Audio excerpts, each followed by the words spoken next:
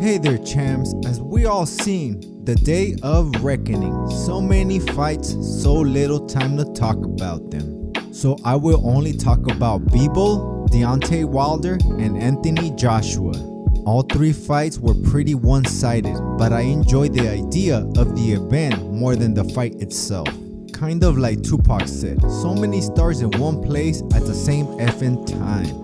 Alright champs, let's get started. But before we do, if you guys are not subscribed, please punch and knock out that subscription button. That way you'll never see it again. And ding the notification bell. That way you'll be alerted every time I bring out new videos. Alright guys, let's get to the round. Ding, ding. Okay champs, let's get started with Bivol versus Arthur. This fight was very one-sided. Dimitri Bivol outclassed and outmatched Arthur from the beginning bell. Arthur did not stand a chance, even though we all know he took this fight in 4 weeks notice only. Even if you had a 3-month camp, I don't even think that's enough to beat Dimitri Bivol. Dimitri's was just way too fast and way too skilled for Arthur. Arthur did not have any answers for Bivol's skills, speed and power.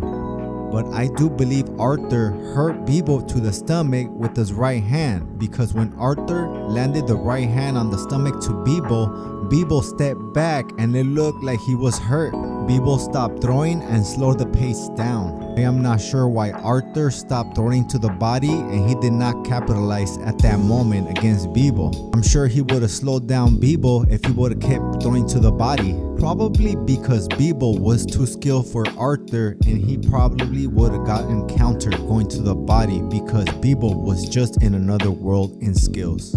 Also, Arthur got dropped, I believe in the 11th round to the body shot. And in the next round, I believe Bivol was gonna stop Arthur, but the ref didn't do anything about it because I did seen Arthur look at the ref to stop the fight, but the ref did not stop the fight.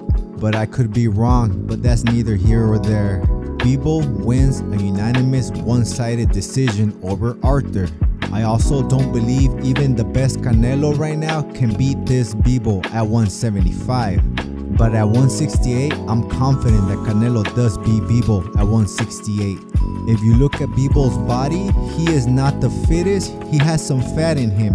And fighters that have fat in them always have a lot more energy. Look at Bivol's body and look at Shakur Stevenson's body. They're fit, but they got some fat in them. They're not ripped. And fat equals energy. My body on Winter is close to Shakur Stevenson's body and Bivol's body the way they were fighting in the ring. That's my body on Winter. And that's me being called fat. On Summer, I'm ripped. You could wash clothes with my abs. But I do not have a lot of energy when I'm ripped. But right now, I feel like Superman. You cannot break the laws of thermodynamics. I don't care who you are. Also look at Devin Haney when he was at 135. He was ripped, but he was always holding his opponents because he was getting tired. And look at him at 140. He did not hold even once against Regis Prograis. So I do believe Canelo beats Bivol at 168 pretty easy. Because Bivol will have to lose 7 pounds of fat and or muscle, losing energy. He won't be the same, I don't care what you say. But let's get to Deontay Wilder versus Joseph Parker. Mr. Parker, Mr. Parker. How you doing, Mr. Parker? You guys remember Friday 1, right? This was also a pretty one-sided fight, but not as one-sided as Arthur versus Bivol. Joseph Parker just schooled Wilder, but I never thought Wilder as being a really good boxer, just a real heavy hitter. I always said that Wilder was a one-trick pony, but that one trick was the best trick. No one has power like Wilder, but everybody has better boxing skills than Wilder. Rolly has better boxing skills than Wilder. At least Rolly made the fight with Tank fun.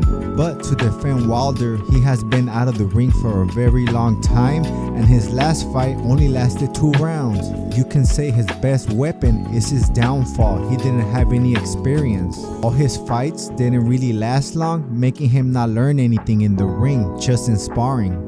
And like everybody says, sparring is sparring until you get into the white lights. But to tell you the truth, I'm a boxing fan. I still want to see Deontay Wilder versus Joshua, but that's just me. Only because we all wanted to see it, right guys? It's like Pacquiao getting knocked out by Marquez didn't stop people's interest from Pacquiao fighting Floyd Mayweather, right? the fight was just as big as if he did not get knocked out by Marquez, right? If you guys say Wilder versus Joshua is next, the fight's still going to be big. There is always a backstory, guys. If you're a good boxing promoter, you could sell fire to hell. And I personally still want to see it. But Parker in one round did hurt Wilder. I forgot what round it was, but he did. I thought Wilder was gonna go down, but he weathered the storm, survived, and made it to the next round and finished the fight. They only gave Deontay Wilder like 2 or 3 rounds, especially the 12th round. I think that was his best round. I also believe he hurt Parker on the last round, the 12th round, but he did not capitalize on it. It did seem like Wilder landed that right hand and it bothered Parker. Wilder knew he tried to knock him out, but I don't believe he could. He did not know what to do because Wilder is not really a good boxer. Parker was not moving correctly no more as soon as Wilder landed that right hand in the 12th round. Also, when the fight finished, it looked like Parker thought that he was gonna get robbed. Thank God up above he didn't, because that would have been robbery. But let's get to Anthony Joshua versus Wallin. This fight was a little bit more competitive than the last two. Wallin was doing better than Wilder and Arthur, but Joshua had to be careful and still box him because this is heavyweight boxing. Anything can happen in one punch, anything can change. And Anthony Joshua did just that. He stopped Wallin in the 6th round, but Wallin did not come out to the 6th round.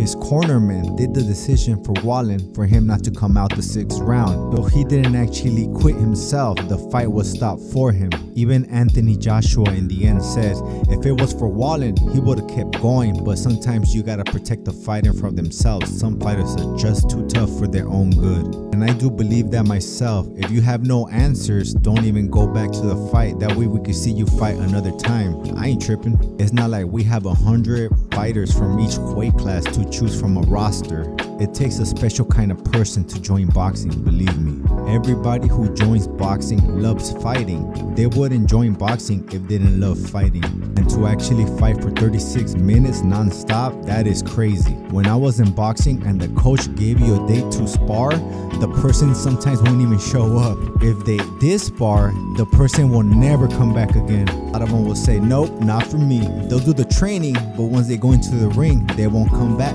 You could do 2-3 hours of training in the gym, but as soon as you step in the ring and fight for 1 or 2 rounds, you'll be way more tired than doing those 2-3 hours of training, believe me.